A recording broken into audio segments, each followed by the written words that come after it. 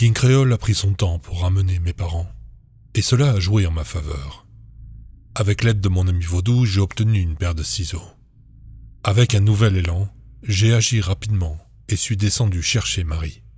Elle était ma seule véritable alliée dans cette lutte, donc son aide était importante. Toutefois, j'avoue qu'elle était plus que sceptique. « C'est la pire idée que j'ai pu entendre ?» dit-elle, secouant la tête. Eh bien, elle n'avait pas beaucoup confiance en moi, mais en même temps, je ne l'ai pas entendu proposer des idées. « Même si je suis d'accord pour t'aider, tu seras sous son contrôle. Comment vas-tu lutter contre ça ?» m'interrogea-t-elle. « C'est là que tu interviens. Tu l'embusques par derrière pour faire distraction. Je sais qu'il perd le contrôle quand il arrête de se concentrer, » lui fis-je remarquer, en lui donnant une des lames des ciseaux. Elle regarda l'objet comme s'il s'agissait d'une grenade découpillée, puis me demanda « Où diable as-tu eu ça ?» Elle admira l'objet étonnamment tranchant, traînant son doigt de porcelaine dessus. « La poupée qui est assise sur mon comptoir », répondis-je rapidement, en regardant en haut des escaliers puis vers elle. « Écoute, ce n'est pas important, je vais laisser la porte du sous-sol déverrouillée, et quand tu verras Créole s'approcher suffisamment de la porte, embusque-le. Ça me donnera suffisamment de temps pour être hors de son contrôle et t'aider.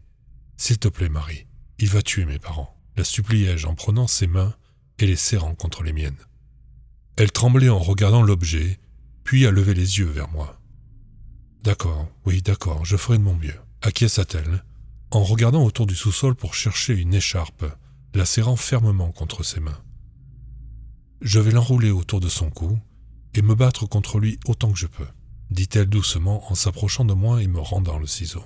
Tu dois lui couper la tête complètement cette fois-ci. Pas de demi-mesure, dit-elle en enfonçant son doigt dans ma poitrine. Je hochai la tête et la serrai dans mes bras, la remerciant doucement avant de monter rapidement à l'étage pour organiser tout ce qui pourrait nous aider dans notre combat contre King Créole. Je suis entré dans son bureau et j'ai rapidement regardé les environs.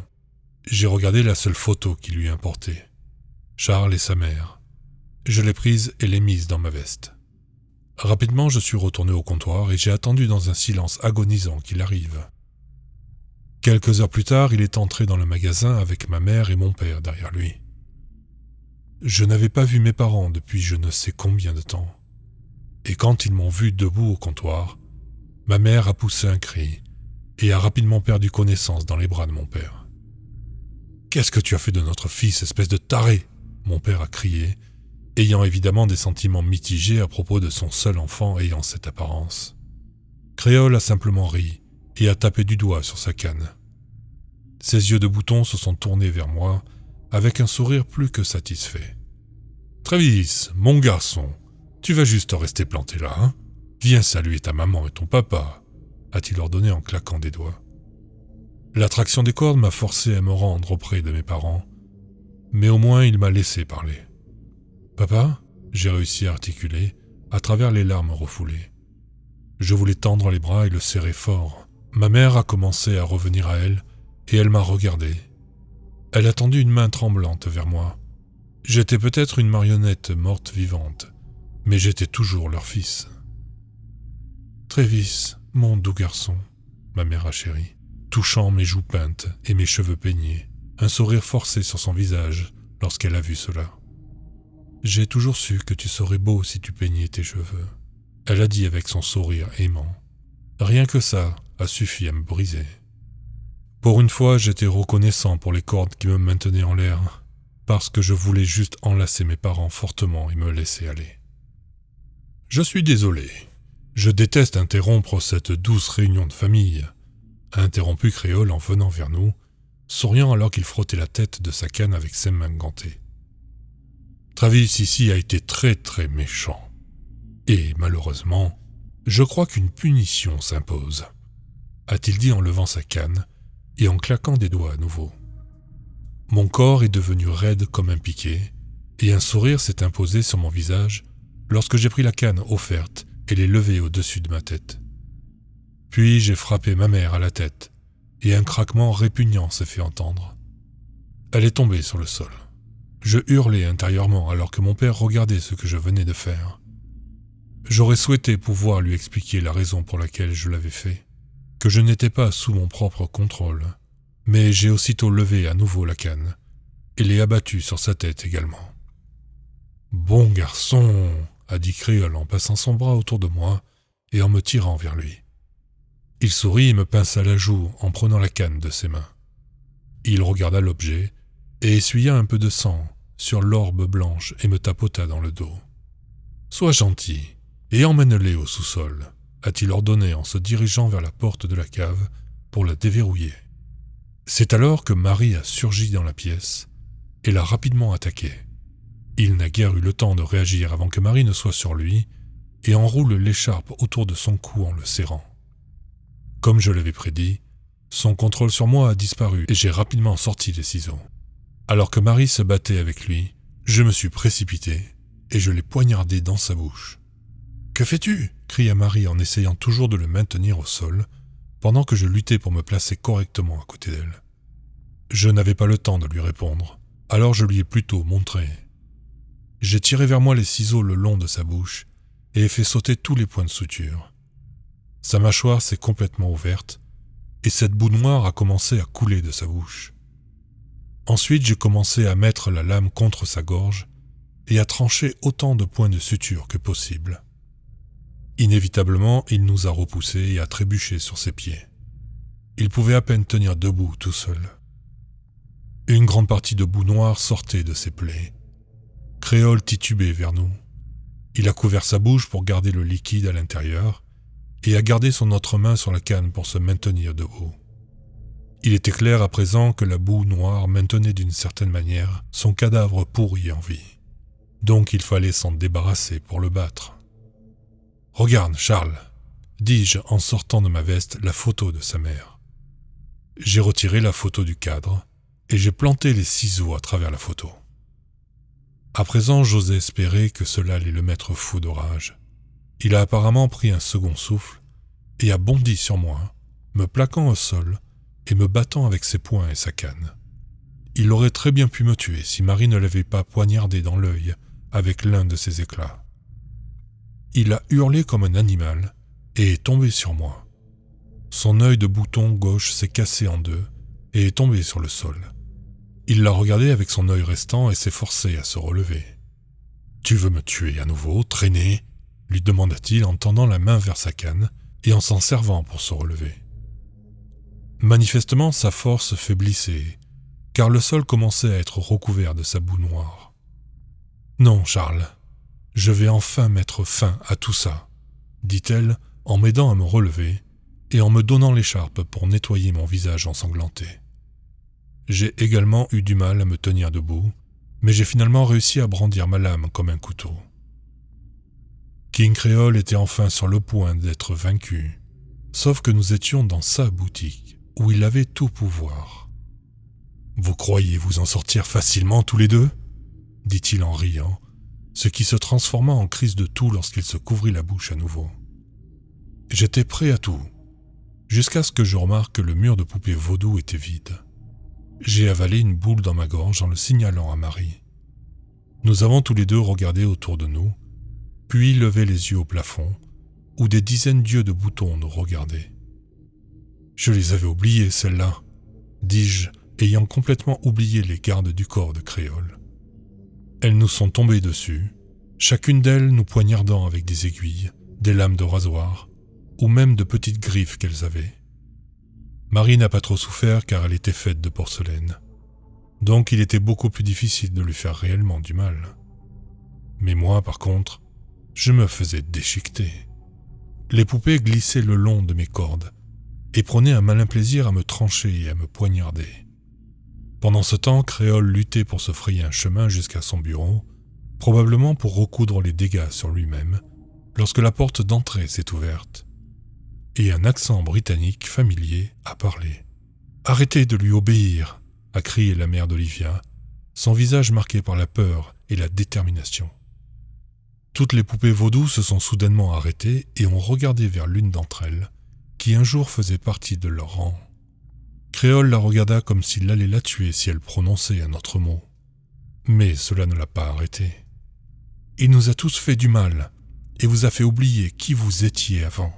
Vous étiez toutes des personnes autrefois, trompées et trahies par lui. Il est l'ennemi de nous tous, dit-elle en pointant du doigt le créole boiteux, qui regardait autour de lui alors que toutes les poupées tournaient la tête vers lui. Vous avez eu ce que vous méritez. Vous avez demandé quelque chose et je vous l'ai donné, déclara-t-il. Cependant, les poupées vaudou n'ont pas été convaincues. Elles se regardèrent toutes et se sont soudainement jetées sur King Créole. Il jura quelque chose de terrible alors qu'elle l'attaquait en essaim et le plaquait au sol. C'était comme des fourmis qui se précipitaient sur de la nourriture tombée. « Merci », dis-je à la mère d'Olivia. Elle a vite pris les ciseaux pour couper mes fils, mais je l'ai arrêtée et j'ai pointé du doigt à mes parents inconscients. « Aidez-les d'abord, s'il vous plaît », ai-je dit rapidement. Elle m'a regardé avec hésitation mais a rapidement acquiescé. Elle s'est agenouillée et a emmené chacun d'eux hors du magasin. « Est-ce que cela faisait partie de ton plan brillant ?» demanda Marie après un moment. Je l'ai regardé et j'ai ri. J'ai frotté mes cheveux peignés et je les ai désordonnés un peu. J'ai soupiré de bonheur de pouvoir faire ça. « Bien sûr, je suis un maître stratège », ai-je déclaré. Mais notre plaisanterie a été de courte durée. Lorsque la main de mon patron a émergé de la pile de poupées vaudou et a surgi, ses boutons remis en place et ses coutures recousues. Je suppose que les poupées sur lui comportaient tout ce qu'il avait besoin pour se réparer. Cet homme est comme un cafard. « Tout le monde me trahit aujourd'hui », grogna-t-il en arrangeant sa cravate et en se dirigeant vers nous. Marie et moi avons reculé et pointé nos armes de fortune vers lui. J'ai jeté un coup d'œil par-dessus lui pour voir toutes les poupées vaudou sans vie sur le sol. Elles s'étaient bien battues. J'ai reculé et mon pied a heurté quelque chose sur le sol. En regardant vers le bas, j'ai aperçu le briquet Zippo de mon père. J'ai tendu la main et pris l'objet. Je l'ai allumé et j'ai jeté la flamme brûlante sur la pile de poupées vaudou.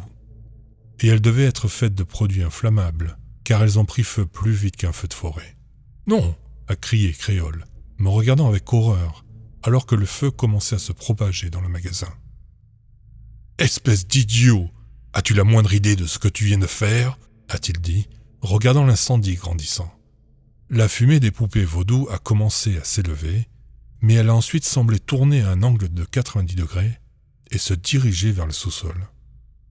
Sur le coup, je n'avais aucune idée de ce qui venait de se passer, mais à présent, avec le recul, c'est plus clair. En fait, la fumée était les âmes piégées dans les poupées vaudou, et elles se dirigeaient vers leur corps dans la cave. « On dirait que c'en est fini pour toi, Charles », a déclaré Marie. Créole s'est tourné vers elle et l'a attrapée par les cheveux, la tirant hors de portée et me forçant à rester raide contre la porte d'entrée.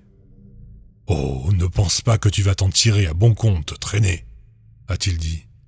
Puis j'ai regardé avec horreur des cadavres en décomposition surgir de l'obscurité de la cave. Certains n'avaient pas de chair à proprement parler et n'étaient que des os. Créole s'est retournée vers Marie et l'a poussée vers les morts-vivants.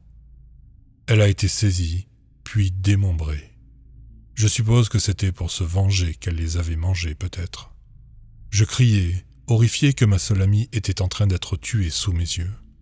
Mais elle m'a regardé sans la moindre peur dans les yeux. Au lieu de cela, elle a souri et a hoché la tête vers moi. Je pense que c'était sa façon de me remercier, d'être avec elle, être son amie, et l'aider à échapper à la torture éternelle. Elle m'a fait signe de la main et s'est brisée en 1000 morceaux. « Ce n'est pas fini, Travis. Je vais m'assurer que tu payes pour tout ça, » cria Créole, alors que sa boutique était engloutie par le feu et que les cadavres pourris de ses victimes se rapprochaient de plus en plus vers lui. Créole pointa son doigt vers moi et leur tournait le dos. « Tu ne t'en sortiras pas si facilement !» cria-t-il alors qu'il était attrapé par derrière et traîné vers la porte du sous-sol. Il a donné des coups de pied et a hurlé, sa bouche recousue, s'ouvrant à nouveau et ses dents jaunes et pointues mordant sur tout ce qui bouge. Il cria une dernière fois, alors que les créatures le tiraient vers le bas dans la cave et que le feu engloutissait la porte. Puis les ficelles se sont relâchées et sont tombées au sol. Je les ai regardées et mes mains ont tremblé alors qu'elles semblaient disparaître dans l'air. J'étais libre, mais je n'avais pas de temps à perdre. Le feu se propageait rapidement et j'avais besoin de sortir de là avant de périr moi aussi dans la boutique. Mais il y avait une chose que je savais que je pouvais sauver. Je suis allé jusqu'au comptoir et j'ai vu que mon amie poupée vaudou était toujours assise là. J'ai tendu la main et je l'ai attrapée. La mettant dans ma poche, je me suis rapidement précipité hors de la boutique alors que les flammes atteignaient le plafond. Je suis sorti et je suis tombé sur la mère d'Olivia qui prenait soin de mes parents. C'en est fini pour lui, et pour Marie aussi, j'ai dit tristement, regardant le sol et commençant à pleurer. Elle a tendu les bras et m'a enlacé avec amour, me serrant fort pendant que je laissais sortir toutes mes émotions refoulées. J'étais peut-être libre de King Créole, mais je n'étais pas revenu à la normale. J'avais toujours des yeux de bouton, une peau pâle, des points de suture sur le cou et ces stupides joues roses. J'aurais pensé que ça redeviendrait normal, mais apparemment pas. Alexandra, la femme a dit après un moment où elle m'a laissé pleurer. Je l'ai regardée perplexe et elle m'a donné un sourire affectueux. C'est mon nom, donc tu peux arrêter de m'appeler la mère d'Olivia. Elle a ri en ébouriffant mes cheveux et j'ai poussé un rire triste mais sincère. Alexandra m'a aidé à emmener mes parents chez nous juste au moment où les pompiers sont arrivés pour lutter contre l'incendie. Disons que la police était furieuse en voyant le commerce vaudou en flammes. Il s'est avéré, d'après ce qu'Alexandra m'a dit, que la police avait conclu un accord avec Créole il y a des décennies. Ils maintenaient la criminalité à un niveau bas pour eux, et ils ne faisaient pas d'enquête lorsqu'une personne disparaissait. Un beau partenariat. Cela explique également pourquoi personne ne nous a jamais enquêtés. En rentrant à la maison avec mes parents, Alexandra m'a assuré que leurs blessures n'étaient pas graves et qu'ils allaient s'en remettre. Cela m'a laissé beaucoup de temps pour réfléchir. Réfléchir à la façon de redevenir normal. Ne vous méprenez pas. L'immortalité a l'air géniale et tout, mais si cela signifie être enfermé dans ma chambre toute ma vie, je préférerais au moins essayer de trouver un moyen de redevenir normal. Je devais aussi trouver un moyen de raconter toute l'histoire à mes parents. C'était très étrange pour eux de me voir comme ça au début. Et je sais qu'ils essaient encore d'éviter le contact visuel avec moi. Mais ils m'aiment toujours. Et sont tellement heureux de m'avoir de retour à la maison. Ils ont proposé de m'aider dans ma recherche pour inverser le sort. Mais j'ai décidé d'agir seul. Enfin, avec l'aide d'Alexandra, Olivia et bien sûr de mon ami vaudou. Ce n'est pas une poupée vaudou normale. Elle peut communiquer avec moi. Elle me laisse de petits messages de temps en temps me donnant des conseils. Pour l'instant, j'ai essayé de contacter des soi-disant experts en sorts et malédictions vaudou. Mais aucune solution. Juste des illuminés qui partent en courant quand ils me voient. Mais je fais de mon mieux pour trouver un moyen de me sortir de ce sort.